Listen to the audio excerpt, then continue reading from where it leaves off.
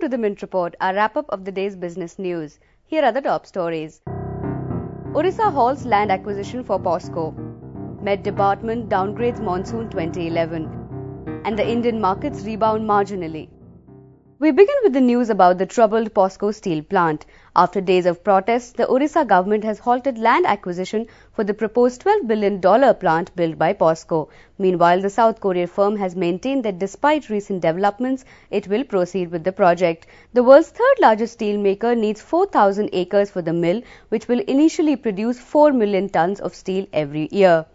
In a significant move, SEBI may make it mandatory for Indian asset management companies to disclose the track record of their fund managers. SEBI may ask AMCs to make the disclosure while launching, promoting or selling any equity-oriented scheme.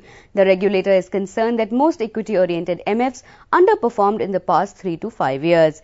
Mint has learned that SEBI has met with all the fund managers who deal in equity scheme portfolios and questioned their ability to manage investors' money in the equities market.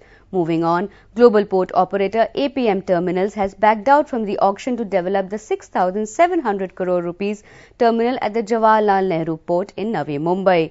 The decision comes as a surprise since APM Terminals had won itself the right to bid for the project from the Supreme Court in May. The company had been disallowed to participate in the auction by the JN Port. The court case delayed the finalization of the tender by 2 years and has resulted in a cost escalation of an estimated 1,000 crore rupees. The port management could file a damage suit against the Danish firm. In what could trigger a rise in food inflation, the Indian Met Department downgraded this year's monsoon to 95%, which is considered to be just below normal. In April, the Weather Office had forecast this year's monsoon to be 98% of the 50-year average, indicating a normal monsoon. India relies heavily on the June-September monsoon for most of its agricultural output.